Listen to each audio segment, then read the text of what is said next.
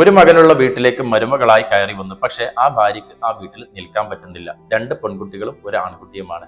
പെൺകുട്ടികളെ കല്യാണം കഴിപ്പിച്ച് അയച്ചതാണ്. പിന്നീട് ഈ അമ്മയും മകനും മരുമകളും മാത്രമേ ഉള്ളൂ.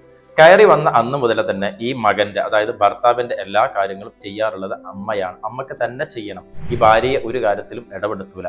ഭാര്യയ്ക്ക് തുടക്കത്തിലൊന്നും വലിയ പ്രശ്നമില്ലാതെ പോയി. പക്ഷെ പിന്നീടൊക്കെ ഭർത്താവിനോട് പരാതി പറയുമ്പോൾ ഭർത്താവ് പറയും, അത് കുഴപ്പമില്ല, എൻ്റെ അമ്മയല്ലേ. ഭർത്താവും അങ്ങനെ തന്നെയാണ്. എല്ലാ കാര്യത്തിനും അമ്മയെയാണ് വിളിക്കാറുള്ളതും സമീപിക്കാറുള്ളതും. ആദ്യം കുഴപ്പമില്ലാതെ പോയ പ്രശ്നം പിന്നീട് വലിയ പ്രശ്നത്തിലേക്ക് വഴിമാറി. യാത്ര എവിടെ പോവാണെങ്കിലും വണ്ടിയുടെ മുന്നിൽ ആദ്യം അമ്മ കയറിയിട്ടിരിക്കും. ഇവരുടെ സ്വകാര്യ നിമിഷങ്ങളിലൊക്കെ അമ്മ ഇടങ്കൂരിട്ട് കയറാൻ തുടങ്ങി. മകനുള്ളപ്പോൾ ഒരു സ്വഭാവം, മകനില്ലാത്തപ്പോൾ മറ്റൊരു സ്വഭാവമാണ് മരുമോളോടുള്ളത്. പതിയെ മകനോട് മരുമോളെ കുറിച്ച് കുറ്റങ്ങൾ പറഞ്ഞു കൊടുത്തുകൊണ്ടിരുന്നു. ഒരു കോവർട്ട് നാർസിസ്റ്റിക് ബിഹേവിയറുള്ള ആളിൽ നിന്നാണ് ഇത്തരം പ്രവർത്തികൾ നടക്കാറുള്ളത്.